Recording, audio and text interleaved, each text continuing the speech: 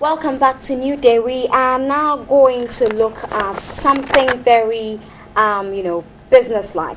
It's something that we've been talking about since 2008, actually. It's the Economic Partnership Agreements, and you're probably wondering what exactly are these agreements. Well, they are a scheme to create a free trade area, that's what we call the FTA, between the European Union and the African, Caribbean, and Pacific group of states. Well, we've been going up and down, back and forth with the EPA for a very long time. Until last week, a member of the EU actually mentioned that indeed the ratification will happen sometime this year. Well, two gentlemen, Paul Frimpong, chartered economist and African affairs analyst, is here, and also Sylvester Bagoro. Yes, please. Program Officer, Political Economy Unit, Third World Network, Africa. He's also here. We're going to analyze the EPA and its benefits for Africa. I'll come to you, the economist, first. What do we stand to gain as a bloc from the EPA? Good morning. I think the EPA is basically a trade liberalization process. This is a program that's been instigated by the European Union, by the European Commission. This is basically to create a market for ACP countries, because these are countries that are deemed being poor. There's no much trade going on between these countries. They don't have a say in terms of determining global market price of their raw materials that they export. So the European Commission, trying to make ties with their ex-colonial countries, they try to make sure that these countries will have a say in terms of determining global market prices, have access to over 500 million people, that is the European Union, 27 countries coming together, and then also to help them improve trade among these countries. And the approach of the European Union is that these countries are supposed to come in blocks. So they are coming in about 6 blocks. We have the EAC with the East African Community, we have the SADC from the Southern Africa, we have the COMESA, Common Market for Eastern and Southern African countries, we have the ECOWAS, of course, which is what we are going to discuss here.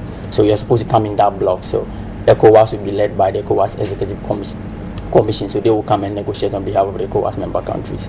And now the benefit, as I said, is to have access to larger markets, European markets, over 500 million population. So that's basically, so you liberalize your trade regime, you make sure that you can export almost everything to European markets for free without paying any charge. So that's basically the benefit that you want to bring to the regional bloc. Okay, and do you have any qualms with this? I do, and I want to start by just saying that we've had some of these policies over and over again as Africans. We have some now that you call the aid model. Mm-hmm. It's on 1947. The Americans set out a $15 billion account to be accessed by European countries. That's from post Second World War II. So these countries were very, very fragile. So these countries were supposed to tap into the $15 billion set out by the Americans to develop to a certain level. Then they can generate their own money. It helped them in 1947. And then in 1960s, 1970s, post-independent, post-colonial Africa. So a lot of these countries were also coming from independent colonial rule. So they were very fragile, very, very fragmented. They were not strong economically. So there was a model there, the aid model, where countries from Africa can have access to this money, help them invest, drive development, and the poverty reduce. So the strategy was that there must be savings. The savings will drive investment.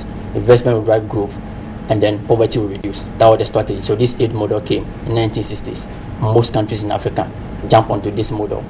So they signed deals. Now, look at what we are saying. Over 60 years of aid money, we are still where we are. Poverty has rather increased instead of reducing. That's one aspect of it. Then we came to the Structural Adjustment Program, which also happened in the 1980s. Most countries jump onto it to sign the Structural Adjustment Program. So you go for a loan, liberalize your market, government should reduce its intervention in the market, you reduce on your expenditure, then some of these big countries with their big companies will come in and flood your market. That's what happened. And so the ECOWAS, again with this EPA, that's the same thing which is going to happen.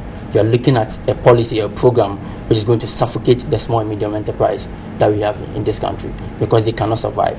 Here we are going to allow these countries, big countries, their big companies to flood into our market with their goods. It cannot compete. So that's basically one of the major things that I have against the EPA agreement. Because you had this before under the aid model, which you still have now. Most countries now depend on about 60% or 70% of their budget being supported by this aid model. It's not helping. It helps government to abdicate their responsibilities. They do not develop their internal market. They do not develop their private sector. And then we have a challenge going forward. So I think that's one issue that I have with this EPA, with the ECOWAS region. Okay, so guys, so let me come to you. What's the position of the Third World Network on the EPA? I know that for a very long time, Third World has been raising critical issues about this EPA. In fact, I remember with the EPA Light, you held press conferences to talk about it. What's your position, since it looks like this year it will be happening? I talk on behalf of Third World Network, and in addition to what we call the Economic Justice Network. So we have the trade unions, we have the farmer-based organizations and students, all that. Now, if you look at, just as he said, the EPA is a free trade agreement between ECOWAS and the European Union. And then, to put in the simple terms, it means that the goods just come into Ghana or within the ECOWAS region, just as you are bringing goods from Tema to Accra. So that the European goods will just come in, just as we are bringing goods from Tema to Accra, no barriers. And we also have access to that. Even as if you look at, since 2007, there has been a deadlock in the negotiations, and the ECOWAS Commission, they raised a number of issues with them. One, in terms of what they call the market access, it means you open up to a certain level. So market access, studies have shown that if you go beyond 60%, then you're actually killing your local producers. And so ECOWAS moved from 60 to 65. There's another dimension to the EPA. The ECOWAS Commission also the first to agree with the European Union on what they call the most favored nation clause. What does that mean? What does that mean? To that clause. What it means is that whatever trade agreement we enter into within another country in the future, which offers better concessions than what we are offering the EU, then the EU automatically qualifies. What does it mean? It means that if you want to enter into a trade agreement with Brazil or China or India, and it offer better concession to Brazil or India, then the EU automatically qualifies. What it tries to say that we want to put the EU in what they call a pole position ahead of other competitors, so they have control over the African market in terms of raw materials, in terms of finished products. Don't forget the EU, they import a lot of raw materials, and then they export the manufactured products. And so they want to have a very pole position in terms of controlling raw materials and markets across Africa. That's one aspect. There is another dimension, which is in the worst of all, what we call the rendezvous clause. Rendezvous means that we agree to negotiate other areas, such as government procurement, services, insurance, and all that, shipping, and all that. So that's what the EU is pushing for. So if you look at the current compromise they've reached with the Commission, they have a rendezvous clause in there. And the European Union is looking at how they can take control of our services sector, how they can take control of shipping, the air transport, and all that. And that's the worst form of the agreement, where you go into procurement. And so, just as the President delivered the State of the Nations address, and they pointed out a number of issues like how you can grow local businesses and all that, so that you can control imports. If you go into an international treaty, which opens up your domestic sector with sanction regime, it will be difficult for you to discriminate in favor of local producers. And so you want a space within which you can say, look, I think for this area, my local people, local companies, you have control, and so I can discriminate. So in terms of procurement, let's buy from local people. Once you enter into EPA, you cannot discriminate in terms of purchasing from local companies or foreign companies. It means you must create a level field for everyone. And so we think that as a development economy, a development region, the best thing for us is make sure we have the space within which we can develop, and so you don't go into international treaty. Let me also say that there's another dimension. If you don't sign, that's other. If you don't sign onto the EPA, we have what I call the non-traditional exports. Natural exports. Now, the UN Economic Commission, they've done a study clearly indicating what we gain and what we lose in terms of that. So, for instance, if Ghana fails to sign, we have about 70% of our products still going to the EU. Don't forget, the EU is a big market in terms of raw materials. So your cocoa beans will say go duty-free, quota-free. Our timber, our gold, all the things that we don't add value and we just send to the EU go duty-free. The only product we have would be the vegetables and tuna products, and then cocoa butter. These products. Now, the Commission for Africa has estimated that even with these products, the marginal increment in terms of tariff will be about $59 million a year.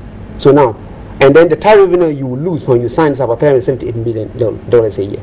So even from that narrow point of view, why wouldn't you just compensate these companies and ask them to diversify the export destinations for the next 3 years, just like Namibia is doing? Namibia is doing the same thing. Instead of going wholly. Instead of going, so you sacrifice your regional market, you sacrifice your domestic market, you actually tie your hands up that you cannot. Okay, let me ask both of you. It doesn't look like you're both in favor of the EPA, but do we have any alternatives? Any other real development alternatives? That's the alternative. That's one of them. But apart from this, I mean, for those who are in favor of the EPA, they will tell you that, well, it doesn't really sound viable enough. You are when you are talking about an economic policy, now you're talking based on failing. It's not about failing. There are studies, whether from the African Union Commission, whether from the ECA, whether from the ECOWAS, even Ghana Ministry of Trade and Industry, they've done the studies. Now, all things is open to it. The best thing we can do in order to save the region, because if you look at what the compromise they reach in Dakar, they're saying they want to save regional integration. Okay. Now, regional integration doesn't mean a regional treaty. There's no substance in the agreement when you collapse your local producers. And so there's no substance, it's an empty shell. And so you want to make sure that the companies within the region, they have control over the domestic market and all that. So that's key in terms of industrialization. And even as I said, if you look at the light manufacturing sector, how do you sacrifice your light manufacturing sector for a regional for a treaty? That it raises a lot of questions.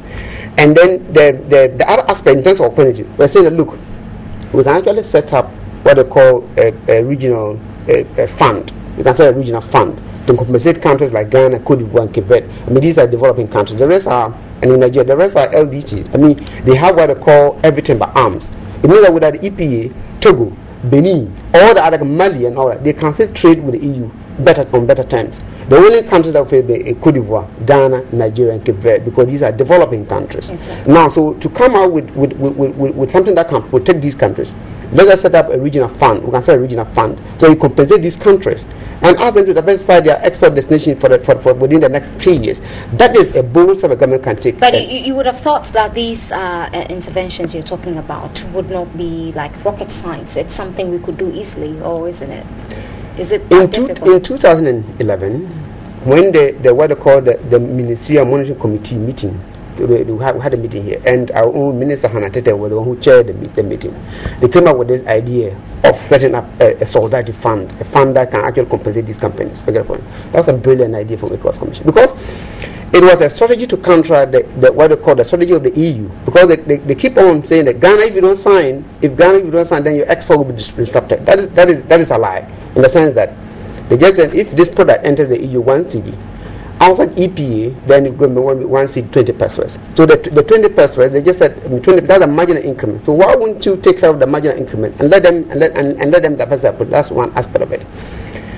When they took the decision, of course, the member countries, instead of Ghana leading the way in terms of pushing for this, we kept on saying that, look, if the regional process delays, then we'll go back to our interim agreement. Then ECOWAS said, look, if you allow Ghana to disintegrate the region, then we'll have a problem. And so when we met in Dakar last month, the Senegalese president was saying that, look, they are going into the compromise because of Ghana and Cote d'Ivoire, that they would disintegrate the region. And I think that's a very bad signal for the region, because Ghana failed to show leadership in terms of it, because we were supposed to denounce our interim agreement, so we'll go back to the region and fight for our own interest. But we allow the whole region to be bulldozed into this. Okay, let me come to you, Paul. He mentioned one intervention, and it's a very, very important point he made with that intervention. But apart from that, are there other alternatives to the EPA?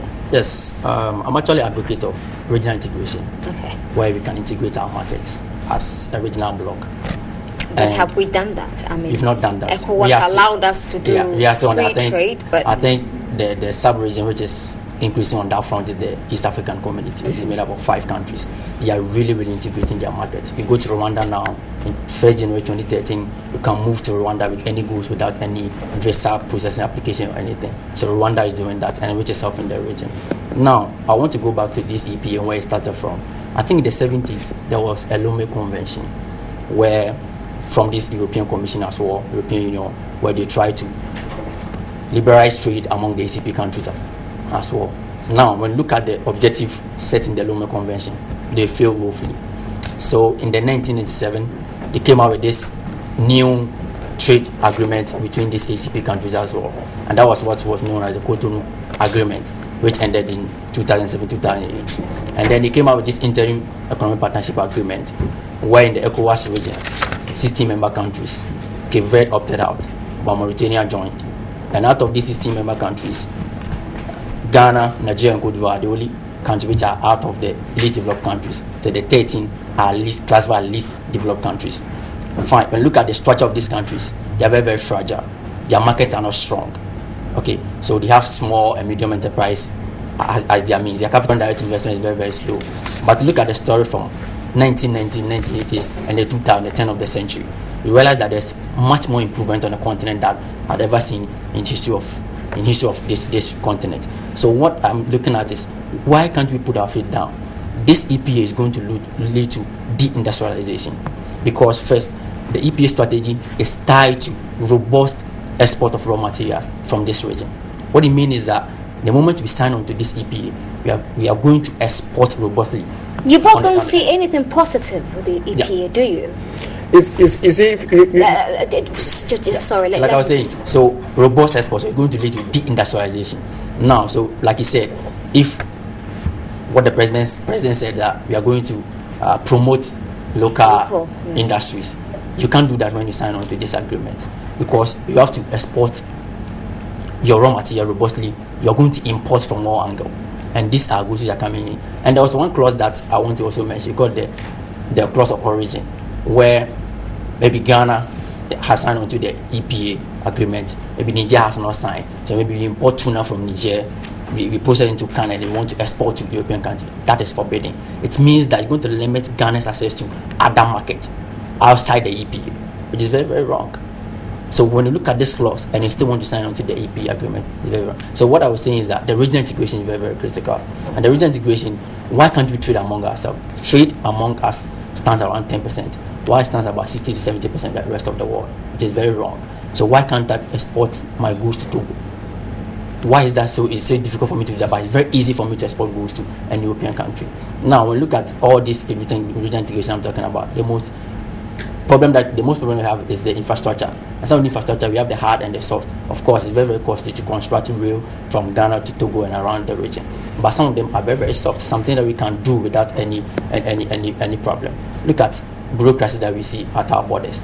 You have to sign over 1,000 documents before you can get your goods across your border, which is very, very wrong. This is fundamental. These are everything that we can do to eliminate. Now, when you look at regional integration, when you go to Latin America, it's around 27%. When you go to East Asia, it's around 50%. When you go to the Europe, it's around 70%, because they are much more integrated. They have their union, everything working. Unfortunately for us, since 1963, that we started the OAU, AU, and what have you, we still not reach anywhere in terms. So you are for a vibrant regional integration. Because that we can have a larger market, we can export and import among us, we can improve trade among us, and we can move on from there. All right. Now, out of that zone, do you see anything positive at all with the EPA? Yeah. Or is all gloomy? Can I maybe in terms of the raw materials, if you want to continue to export raw materials, then you sign on to it, then your cocoa beans and then your other products, raw material, can actually go there duty free. That's positive. Okay. But in terms of industrialization, in terms of value-added products, the regional market and the African market is what is good for us. So you're also in favor of regional integration, you mentioned? Yes. So what I'm coming to your point. So if your rule or what you want to do is to keep on exporting raw materials, then go for the European market. Exporting raw materials. But if you want to make sure you want to add value to your products and industrialize and create job for your people and all of, then the EPA doesn't help us. Then you need to protect the domestic market and also protect the regional market. That is it. In terms of raw material, you have China coming, that they are looking for raw materials. So on that score... Yeah, I was going to come to that point, that China has become such a powerful trade partner. Yes. So it's not just about the EU any longer. Yes, you see, China, what they did was that... Paul, I'll come to you very soon. They actually protected their economy and to such a time that they were able to open up. Exactly. So no one is arguing against trade liberalization. You open up according to your strength. So if you open up prematurely, what you do is that you actually collapse your local image. And this one is not. And that is your fear. And that is, and that's why even we have a lot of evidence, from the ECA and all that. And this one is what they call permanent liberalization. It's not autonomous. The liberalization you have today, it means that we have decided that we want to open up. Now, when you go into the EPA, it's permanent. I mean, there's nothing you can do about it. It's permanent. And so when you as a developing country, it is wrong for us as a country to go into a permanent with sanction regime. So when you violate sanction, I think this country we are used to paying judgment debt. We will pay more judgment debts. The other aspect I wanted to do is that the European Union, after a lot of studies, have come to the certainty that their survival in the coming decades depend on raw materials and market. And so they are all over the place looking for free trade agreement with countries, so that they make sure that they secure the source of raw materials and all across country. What is our strategy as a country and as a region, so that you go into you just basically accepting the EPA on the terms of the EU, and so it benefits the EU instead of us. So that's Paul, you wanted to add? Yeah, I wanted to touch on the China's influence in Africa now and why we should look at that side. There's been a new friend in Africa, which is China, of course. There's been improvement in trade between African countries and China. Starting from 2006, there's been a forum on China-African relations. So we go to Beijing, they've been Africa sometime. This is what is going on the continent. In the 1980s, the Chinese started a model which was being laughed at around the world. What they did was that they placed emphasis on economic development instead of political right. So there was priority on economic right and political right. So it means that they de-emphasized democracy and focused on economic development. Because what they believed was that economic development is a prerequisite for the growth of democracy in their region. So that's what they did. Now, there was strong state capitalism. There was capitalism, but the government was having an influence in the market. That's what happened. But in the West, there was private capitalism. So there's that schism going on. So there was a fight, kind of argument, economic terms. But in the last 30 years, China has risen to be the second largest economy in the world. And now this China is coming to Africa. It's a population of 1 billion people looking for access to arable land to grow crops.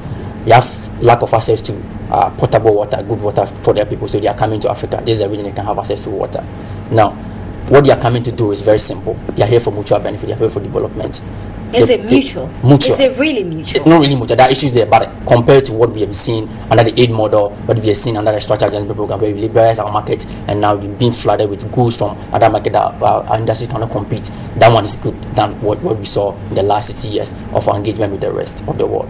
Now, China rose to be Africa's trading partner above USA in 2012 also. Yeah, so that's a new model. Now, what we do is that now when you look at the numbers, economic fundamentals are very, very good. You have rising middle class, which is loosely defined by the African Development Bankers. People who live not less than $2 a day, which is rising. So we have a larger consumer market. That's an advantage that we have. We have a youth population, over 400 million people in Africa now, between the age of 15 and 25 years, which is very, very tremendous. It means that we have access to a very dynamic, strong labor force, which you can leverage on to do that. Now, this is what the Chinese did, the East Asians, led by the Chinese. That's what they did. And what they did was they opened up their market for investment.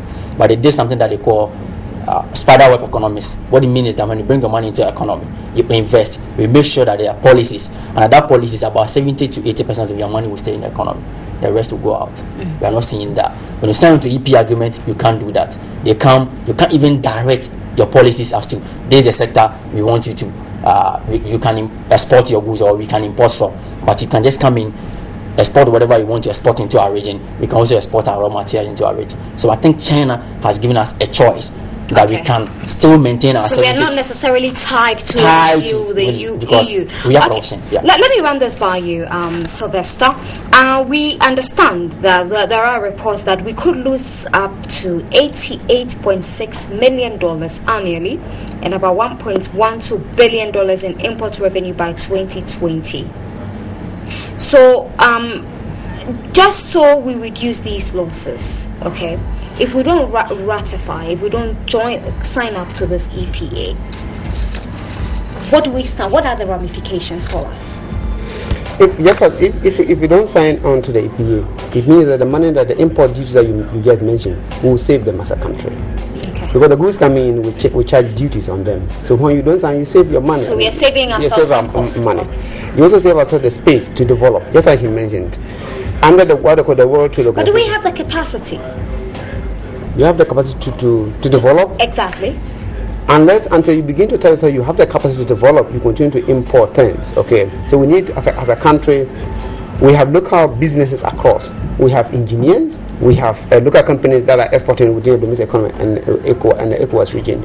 They are trying to come up, and so the best thing you can do is to support them to develop. That's all countries. That's what they've done. So if you sit down here, you don't have the capacity to develop, and you only keep on importing goods from Europe and going to a treaty with them. That might be difficult in terms of development. No country has ever developed without protecting its own local companies. That's absolutely true. Okay, you have the Yeah, finance there. yeah. I think we have the capacity to develop. I started by saying I'd like to give a background of where we are coming from to where we are now. In the 1980s, 1990s, economic growth was lower compared to population growth. So we have countries growing around 3%, 4%, and economic growth around 2% or 1.5%. In the turn of the century, the 21st century, we have seen a tremendous growth happen on the continent. Maybe it's only Niger that they are growing at 4% in them. Economic growth is around 6%. We have just 2% margin, which is not very strong. But we've seen in Ghana for the past 2-3 years, we're going around 7%. On the African region, we are going around 5% compared to about 2-something% in the other part of the world, which is very good. It means that we've shown the potential. That's why we have this story about economic fundamental being good around the African region. That's the story we need to go there and tell the people. So with this fundamental being strong, we have the leverage, we have the economic leverage. Now, when we invite you to bring your money into our system, this is the point that we can stand on our toes and say that this is the sector we want you to invest in. So if you come to invest in agriculture in Ghana, we can tell you that maybe we have to go to the cotton sector, we have to go to the fishery sector. But if we don't see ourselves as rising to this level, then trust me, we cannot even dictate to any of this. So we have the capacity to develop, and this is the time we need to stand on our toes. Stop the sign of any form of trade agreement going to affect. So yes or no, Sylvester? Sign up to EPA? No to EPA. No to EPA. Okay, so that was Sylvester Bagro from the Third World Network, and also Paul Frempong, a chartered economist and African affairs analyst.